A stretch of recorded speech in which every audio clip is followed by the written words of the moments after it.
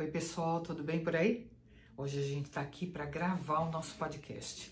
Quem vai estar comigo é a Gilbertine. Ela é a criadora do Art Love Foundation. É uma associação, uma fundação maravilhosa, feita para dar suporte a pessoas que tiveram câncer. Ela vai passar a história dela, mas não só a história comum do resultado disso, e sim o resultado dentro dela, de transformação. O que foi que aconteceu com a Gil durante este processo? Fica aqui comigo que eu volto já.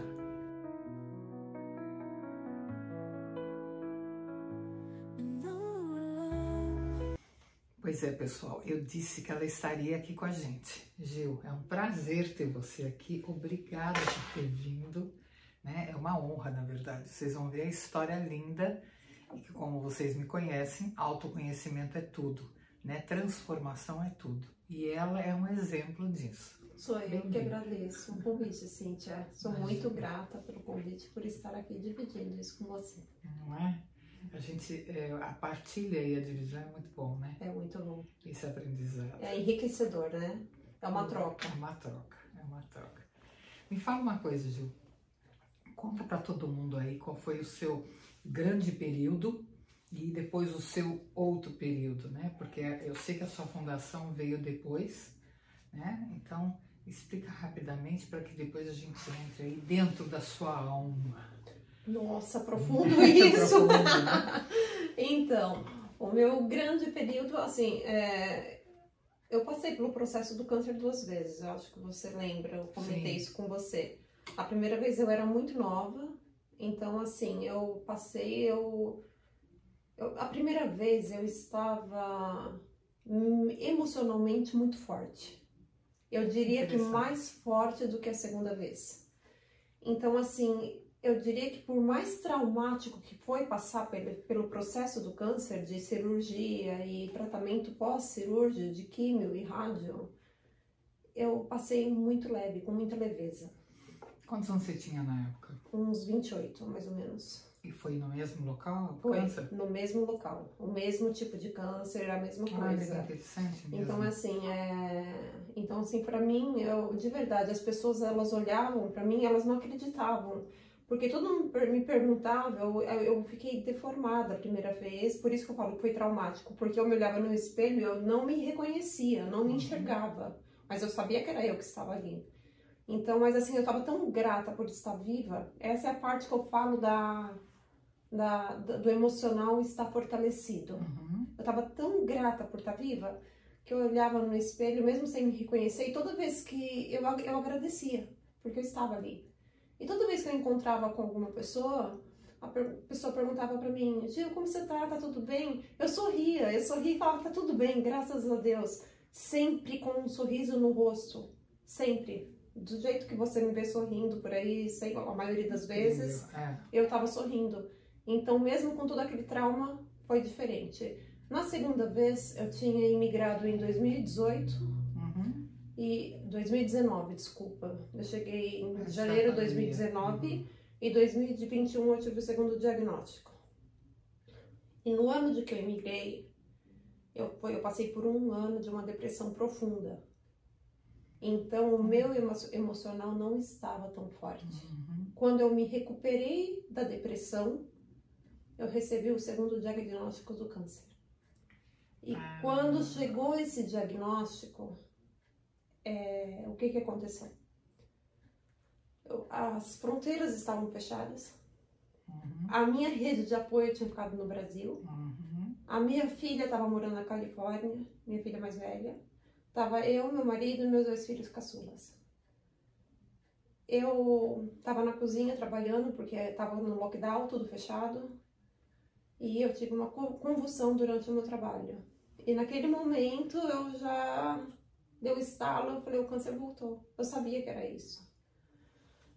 O nosso corpo fala com a gente o tempo todo. O tempo todo ele fala com a gente. Então eu já sabia que tinha voltado. Quando passou a convulsão, eu falei com o Alessandro: Marco Neuro, o câncer voltou.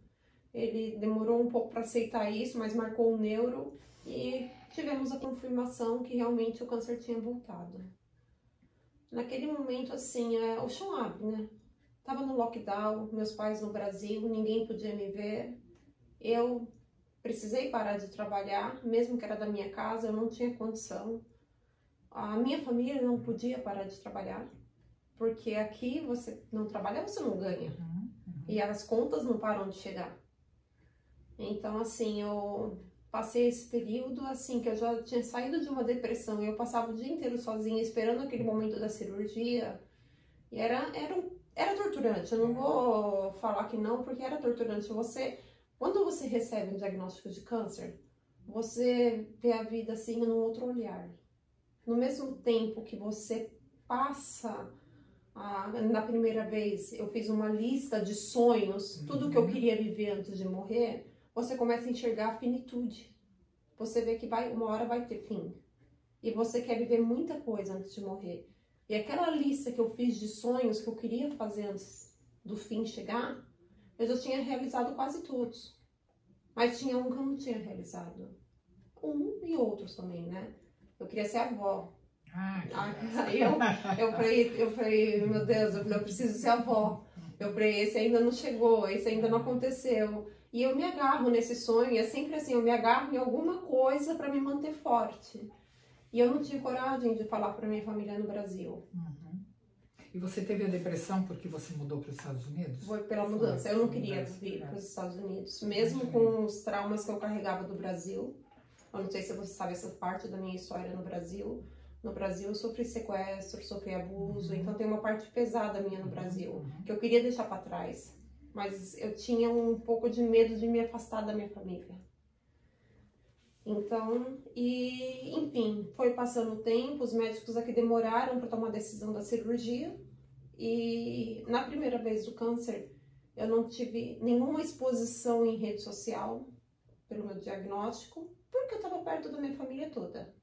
Então eu não precisava, todo mundo via que eu estava bem. E na segunda vez, até hoje, assim, essa exposição nunca foi sobre mim, Cíntia. Nunca foi. Eu queria mostrar para minha família que estava no Brasil que eu estava bem. Porque, infelizmente, as pessoas acreditam no que vem nas redes sociais. É claro. Todo mundo acredita naquele mundo perfeito que as pessoas acordam, vão para academia, come meia banana com granola e com isso, e todo mundo acredita naquilo, mesmo que não seja real, que está sempre maquiado, produzido, pronto, lindo, maravilhoso. Ainda mais quando a gente mora no exterior. Ainda mais quando a gente mora no exterior. Nossa, tem a vida perfeita, né? Então, o que eu fiz? Eu decidi que eu ia começar a postar. E eu fui pro hospital postando. Eu fui pro hospital fazendo vídeo, postando Reels. Falei, pessoal, chegou a hora de reiniciar o sistema. Por dentro, Deus sabe como estava o meu coração. Eu falei, vamos torcer para não perder nenhum dado da memória. Aí fui brincando, porque era isso que eu queria que minha família visse. A minha força. E quando eu acordei da cirurgia, que mais uma vez, aquela sensação de acordar de uma cirurgia, eu acho que qualquer pessoa que recebe esse diagnóstico tem medo da morte. Só que eu nunca na minha vida, eu já tinha passado por 2 cirurgias antes da cirurgia do cérebro. O câncer eu nunca tinha vivido. Eu já tinha tido, aos 12 anos, os médicos tiraram toda a esperança de eu ter uma alta médica, de eu sair do hospital com vida dos meus pais. Então eu já tinha passado por muitas outras coisas.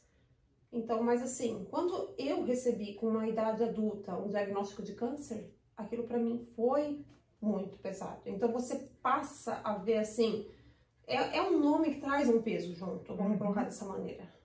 Coletivamente. Coletivamente, tá mudando isso. E eu espero que mude ainda mais. Porque hoje tem muita campanha de prevenção, de conscientização.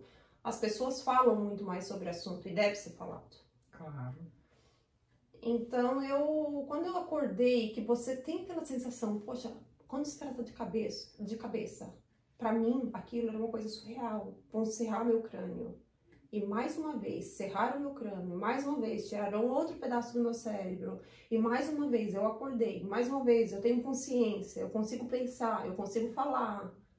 Aquilo é uma sensação de gratidão tão grande. Tão grande. Eu imagino. Que é difícil expressar isso pra você. Isso. Só que daí o meu emocional não estava tão forte, mesmo eu estando tão grata. Só que eu continuei postando, porque a minha família não podia sofrer. A minha mãe não podia sofrer. O meu pai não podia sofrer. Minha irmã, meus irmãos não podiam sofrer. Então ninguém nunca viu esse meu lado. E a depressão, ela é assim, ninguém vê. Você em casa, quando você está em casa, as pessoas que convivem com você, eles convivem com o seu pior lado. Porque dentro da sua casa, você não esconde a depressão. Aí foi quando eu comecei a buscar ajuda e o autoconhecimento. Comecei com terapias convencionais. Depois das terapias convencionais vieram as alternativas. Foi o Reiki. O Reiki foi uma experiência incrível, que eu nunca tinha escutado falar. É mesmo? Eu várias terapias dessas eu nunca tinha escutado falar. O Reiki, a pessoa que aplicava Reiki em mim, eu estava no processo de quimioterapia, foi durante uma campanha social de Reiki para todos, e a pessoa me ofereceu que ela estava dando um curso de Reiki, e ela ofereceu se eu queria receber, e eu aceitei, e era uma pessoa que estava refazendo as aulas, que aplicava o Reiki em mim. E essa pessoa era a minha cliente de pão de queijo, quando eu trabalhava da minha cozinha na pandemia antes do câncer. E essa pessoa era tão forte, a nossa conexão, mas tão forte, que ela sentia o gosto da quimioterapia na boca. Ela sentia o efeito colateral da quimioterapia, de tão intensa que era a nossa conexão. Quem ouve falar pensa que é magia. Né? Pensa que é magia, pensa que é loucura. E na época era difícil até para eu entender. Eu cresci em um lar cristão. E eu não conseguia entender essas manifestações. Né? Era tudo muito, um universo se abriu, era um mundo desconhecido para mim. E eu não conseguia entender. E era lindo. Era mágico. E tava dando resultado. Claro. Tava fazendo efeito em mim e por isso eu acreditava cada vez mais. Aí depois do Reiki, eu fiz a constelação com você. A constelação para mim abriu um portal. Foi um portal, gente, que é assim, é difícil explicar. É divisor de águas. Né? É um divisor de águas. Porque ela esclareceu, ela me trouxe tantas respostas. Trouxe respostas que nem eu sabia que buscava. Ela esclareceu tantas coisas na minha vida, tantas coisas. Me trouxe tanto autoconhecimento. Eu consegui me perdoar de muitas coisas que eu carregava culpas que nem eram minhas. E a gente, sabe, são coisas que chegam a emocionar, Cíntia. Porque a gente vive, às vezes, eu vivi naquele mundo que era uma bolha que eu vivia. E eu não conhecia nada disso. E quando eu passei a conhecer, começou a me dar fome de conhecer. Eu queria cada vez conhecer mais e cada vez conhecer mais coisas. E fui buscando. E fui indo atrás e conhecendo. Aí, há pouco tempo, eu conheci, eu não sei se você já ouviu falar, a microfisioterapia. Claro. Gente, na microfisioterapia, tudo que você me falou na sessão de Reiki apareceu na microfisioterapia. Na constelação, desculpa, errei. Tudo que você me falou na constelação apareceu na microfisioterapia. Os traumas estavam no meu corpo. É incrível, né? É incrível. Então, são coisas que precisam ser faladas. Precisa levar esse conhecimento, precisa ser divulgado. As pessoas precisam conhecer. Porque o testemunho que você tá dando, ele é de fundamental importância na nossa vida. Porque a gente não está aqui para pagar a conta. A gente está aqui para aprender algo. E principalmente aprender a se reconhecer. Quem é que eu sou e o que é que eu estou carregando. E o único caminho que a gente tem é o autoconhecimento. Sim. Né? Porque todo o resto é paliativo e é superficial. No autoconhecimento você se olha nua, né? E diz o que é que está aqui comigo, que está criando e desencadeando isso. É assim mesmo que acontece. A gente está numa busca incessante sobre quem a gente é e o que é que a gente tem a dizer. E o corpo é o principal amigo que a gente tem. É ou não é? É isso mesmo. É o nosso, a gente carrega ele a vida inteira e a gente não sabe qual é a linguagem que ele tem. Exatamente. E a linguagem de sintomas, né? Exatamente. Aprendi muita coisa. Aprendi a escutar meu corpo cada vez mais. Olha que maravilha. Aprendi a meditar, coisa que eu não sabia. Comecei com meditação guiada. Uhum. Ouço muito da Louise Hay. E no começo eu achava ridículo. Eu achava, porque assim, ela passava exercícios de você acordar, se olhar no espelho, desejar um bom dia, falar você é linda, você é maravilhosa, você consegue, você pode. E eu falava, gente, isso é ridículo. Até que um dia eu me peguei no espelho de manhã, toda descabelada, de pijama, dando bom dia pra mim. Eu falando, bom dia, você consegue, você é linda, maravilhosa, poderosa. E aquilo você vai fazendo dia a dia, aquilo vai dando resultado na sua vida. É impressionante, mas dá resultado. É uma redescoberta. É uma redescoberta e é tudo... É uma redescoberta, é uma reeducação, é uma mudança de mindset. E é isso mesmo. A percepção altera completamente. A gente altera a maneira de ver a vida, de se olhar, de olhar aquilo que a gente traz, família, relacionamento, valores. É impressionante, né? É como se a gente se virasse do avesso e dissesse, olha o que é que essa situação está me causando. Sim. Não é? Por muito tempo... Então você achou, deixa eu só fazer um parênteses, você achou erradamente que quando você teve esse segundo episódio, você estava muito debilitada emocionalmente, porque você estava com depressão. Só que você não estava debilitada, foi o seu momento mais forte. E você nunca parou para prestar atenção. O outro, você não tinha nem a manifestação, nem a depressão, mas você estava aqui. A força a gente só tem e vê e reconhece quando a gente olha para dentro. E a depressão te ajudou a olhar para dentro. Então foi o seu momento mais forte. Você vai pensar nisso agora. Olha só. Não é? Vivendo e aprendendo. Porque se não fosse, você tinha saído da mesma maneira. E eu sei pessoalmente como é que ela saiu. Essa moça, depois de tudo isso, ainda criou essa fundação que tem o nome de Art e Love Foundation. Não foi? Eu não quis colocar câncer no nome. E foi maravilhoso. Eu admiro isso muito. Não é que eu sou contra, não, mas eu acho que a percepção e a leitura que a gente faz é que está errada. A gente cria uma batalha quando nós não somos guerreiros para batalhar. Né? A gente não tem que brigar. A gente tem que olhar e aprender. É diferente. Nós estamos aqui como aprendizes. O que é que eu preciso olhar para o meu corpo e aprender que eu não estou vendo? Ele está conversando comigo. De repente, através de uma doença. De repente, através de um sintoma crônico. De repente, através de algum episódio. Mas é essa linguagem que ele tem. Então, continua, conta aí. E se olhar, e também eu nunca enxerguei vamos colocar assim, eu acho que eu já usei essa palavra, mas eu acho que é um erro que a gente comete de usar a batalha contra o câncer.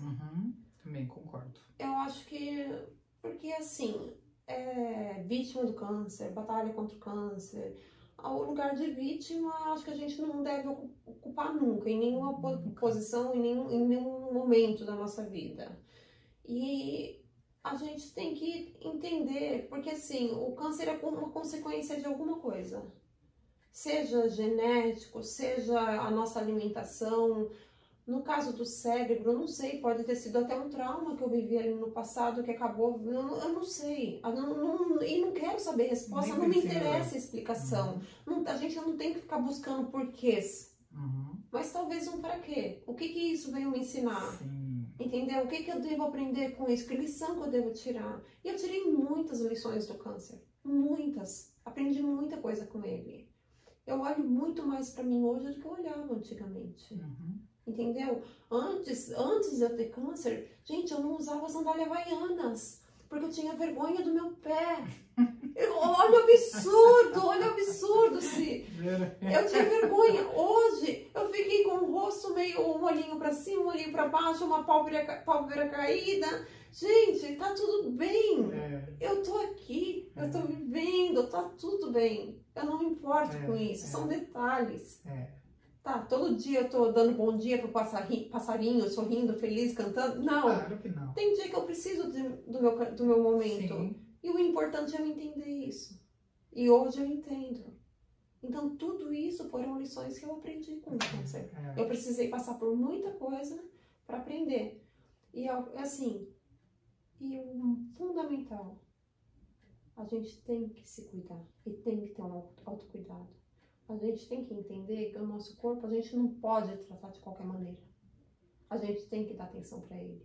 A gente tem que ter uma boa alimentação. A gente tem que cuidar da nossa mente. Se a gente vê que ela tá fraca, vamos buscar ajuda. Sabe? A gente tem tanta ferramenta, assim. Já tem tanta ferramenta para... Que, olha, que nem eu te falei, abriu um mundo para mim. Que eu fui buscando isso. Abriu um portal mágico. Então, assim, a gente tem que aproveitar isso. Eu falo assim,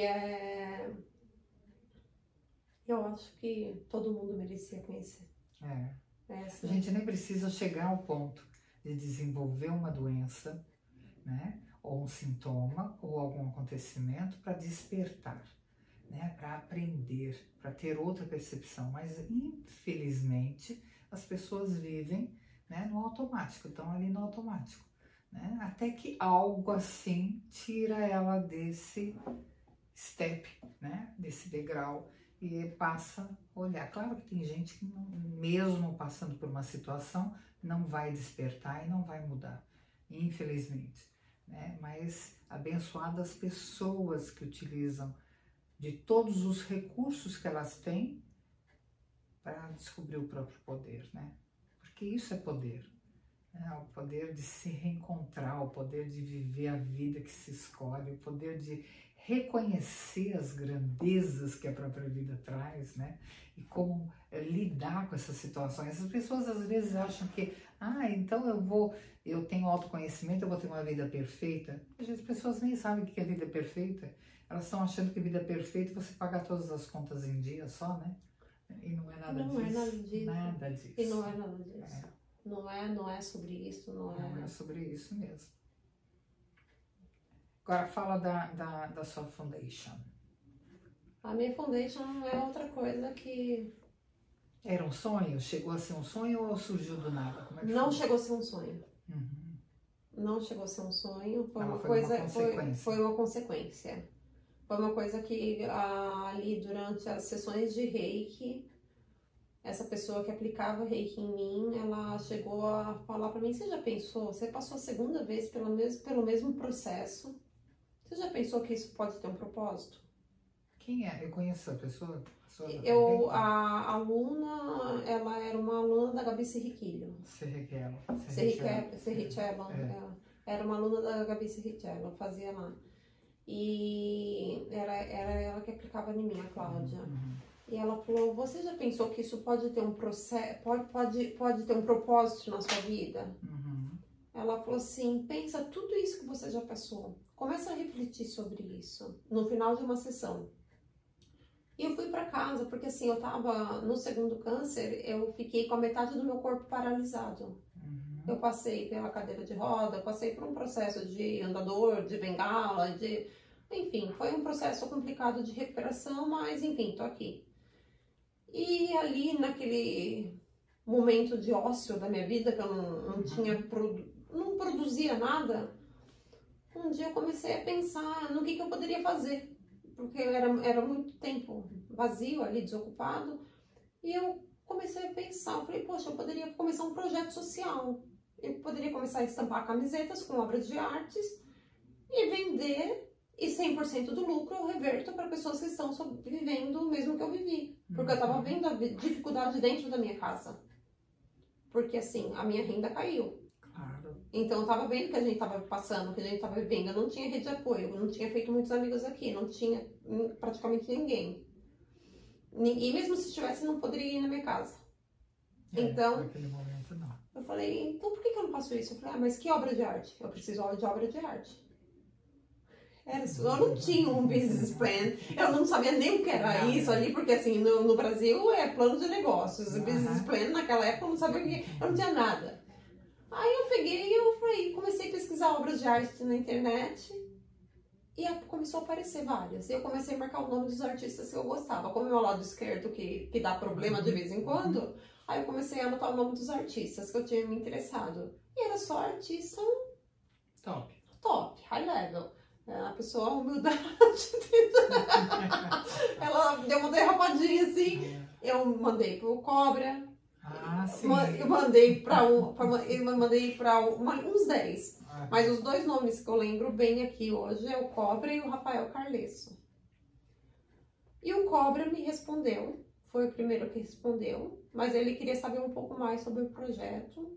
E eu fui respondendo. Até hoje o Cobra e eu, assim, a equipe do Cobra, não o Cobra, a gente troca e-mail, troca mensagem. Mas eu acho que eles querem ver mais a fundação, eu acho que quer ver a fundação maior. Tem gente que só se associa, filia ou faz parte. Mas assim, o Rafael Carlesso, quando eu encontrei o perfil dele, Rafael Carlesso trabalha com brand. Só que é brand para Hermès, para Balenciaga, para Gucci, para Prada. Gente, esse cara é muito estrelinha. Ele nunca vai me responder. Mas eu gostei tanto da arte dele. Eu falei que eu quero a arte dele. E passaram 10 dias e eu não vi resposta do Rafael. Era o mesmo e-mail que eu mandei para todos os artistas. Aí um dia eu tava na casa da minha filha, que tinha voltado da Califórnia para ficar comigo aqui durante todo esse processo, tá até hoje, graças a Deus. Tava na casa dela e me chamaram no direct do Instagram. Primeiro ele começou a me seguir no Instagram e depois ele me chamou no direct. Ele falou, Gi, respondi seu e-mail, dá uma olhada. O Rafa entrou com 5 obras de artes. Aquele dia eu chorei. Você não tá entendendo, Cíntia. Do tanto que eu chorei. Porque eu não acreditava. Eu não tinha nada. Eu tinha uma ideia na minha cabeça recém-operada. Você entende isso? Eu falei, agora isso vai acontecer. E eu fiz o projeto todo bonitinho. Meu marido me ajudou. Comprei as máquinas para eu mesma estampar as camisetas. E comecei a fazer. Fazia parte de que eram as peças exclusivas e fazia a parte que eram as camisetas mesmo, camiseta normal.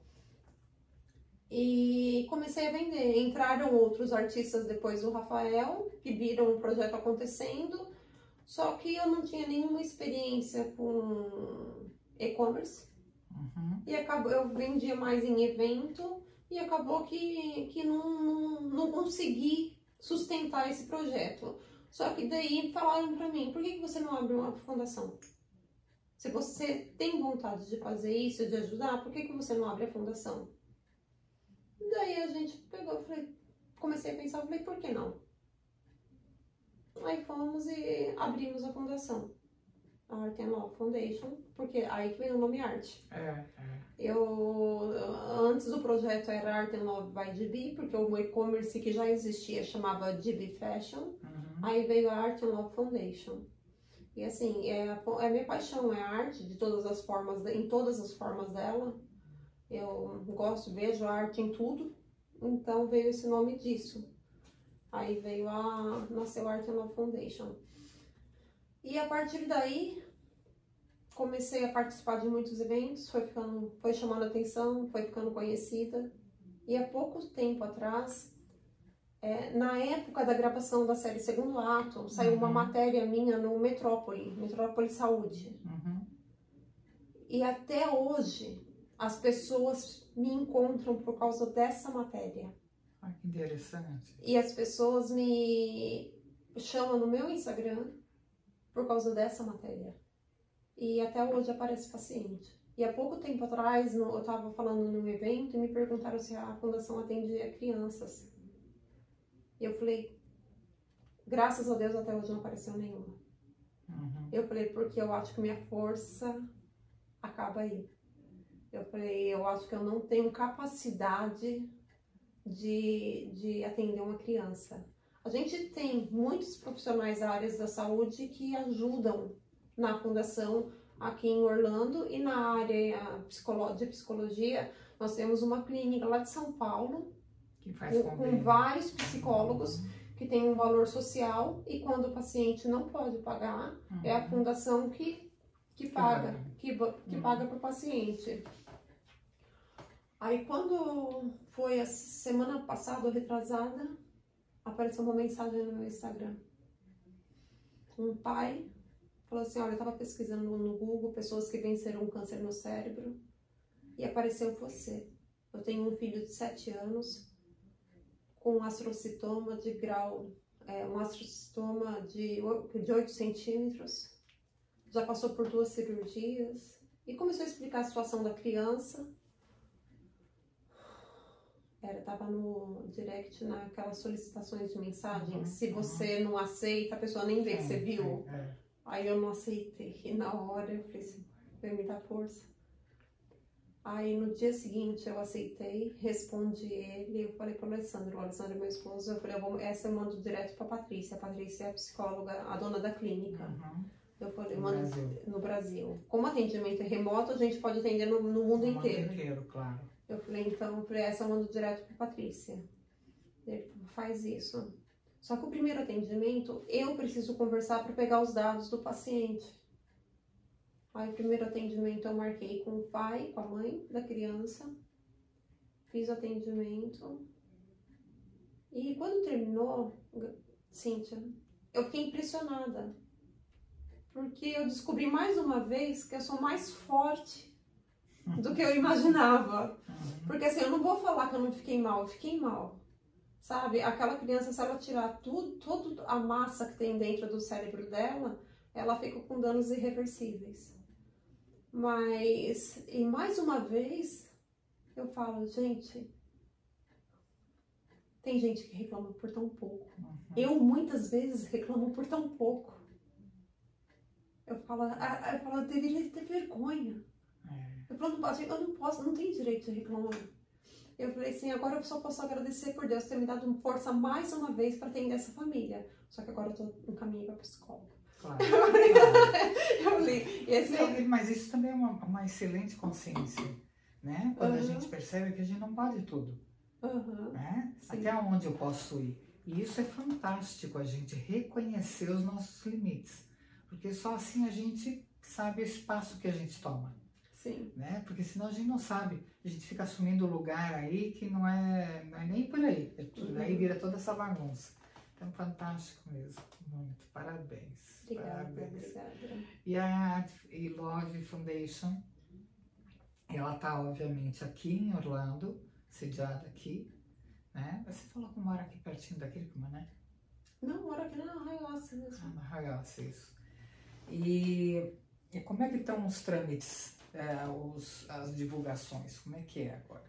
Inclusive eu tenho umas telas lá, eu posso também participar com o maior prazer. Então, nesse momento, a gente não está mexendo muito com a arte, o pessoal do marketing está vendo uma maneira de trazer novamente a arte para a fundação. Ah, tá bom. A gente tá Eu sei que tem um ursinho, né? A gente trabalha, mascote. O nosso mascotinho é aquele ursinho, 100% das vendas dele é revertida para ajudar os pacientes, para nossa causa. E a gente hoje a gente está vendo como que a gente vai trazer a arte novamente para... É um sonho que eu tô trabalhando, que eu falo assim que... Eu não gosto de sonhar pequeno, não. Sonhar pequeno e sonhar grande dá o mesmo trabalho. Precisa, né? Exatamente. Dá o mesmo trabalho. Então, eu gosto de sonhar grande. Quero conquistar a minha sede, quero conquistar o espaço, quero trazer a arte terapia para os pacientes que estão aqui em Orlando, quero trazer muitas outras coisas, quero trazer a dança, quero trazer a música terapia, dança terapia, entendeu? Porque eu sei que tem muita coisa para você. Se você tira o paciente de casa naquele momento, eu me coloco assim... Eu me vejo naquele momento que eu me tranquei, que eu me fechei. Sim, se eu tivesse acesso a isso, o que teria mudado na minha vida? Tudo. Tudo. Tudo. Então é tudo isso, é o que eu quero trazer para a comunidade aqui de Orlando, por enquanto. Incrível. Agora eu vou te fazer uma pergunta desafiante. Ai, que medo! Desafiante. Você hoje, com essa cabeça, com essa postura, com esse resultado, porque tudo que a gente faz, o maravilhoso da vida é a gente poder olhar os resultados, né? Falar assim, puxa vida, eu passei por isso, isso, isso, e ó, o resultado tá aqui, né? Você trocaria a sua trajetória pelo resultado que você é hoje, nesse momento, essa Gil que tá aqui sentada comigo? Nada, Cíntia. Eu não preciso nem pensar para te responder. Não é? Absolutamente nada do que eu vivi eu deixaria passaria. Porque cada passo que eu dei, cada trauma que tem registrado aqui no meu corpo, que está sendo cicatrizado agora, cada marca que eu carrego, me tornou o que eu sou hoje. Maravilha. E hoje, sobre auto-amor, eu tenho muito orgulho da mulher que eu estou me tornando. Eu não estou pronta ainda. Eu estou me lapidando a cada dia. Eu estou trabalhando em mim. Eu estou investindo no meu autoconhecimento. Perfeito. Eu acho que é isso que todo mundo deve buscar. Então, assim, eu sei que eu não sou perfeita. Nem deve. E nem quero ser. Nem deve. Não quero. Não busco a perfeição. Mas eu sei o quanto foi difícil chegar até aqui. Mas para eu chegar e me tornar o que eu me tornei, eu não deixo nada para trás. Eu fico feliz de ter conseguido. É assinar embaixo sua história, né? Exatamente. É assinar embaixo. Que já fiz isso. Tá? Tem um livro que foi lançado esse ano. Não estava sabendo. Foi lançado esse ano na Bienal, que eu sou coautora, que tá a minha história inteirinha nele. Sem censuras. E é e-book tá ou é tudo. É livro mesmo? Não, é livro mesmo. Você não tem nenhum aqui para mostrar? Ainda não. Eu acho que vai chegar o ano que vem. Maravilha. Então já está convidada para mostrar esse livro aqui. Para todo mundo. Vocês estão aí babando, né? Mas é disso que eu falo o tempo todo, do autoconhecimento e o resultado que ele traz. Claro que a gente está aprendendo de que o quanto é importante a gente se reconhecer e se descobrir. A gente está aprendendo, né? Porque aprendemos a não olhar para a gente aprendeu por milênios a olhar para fora.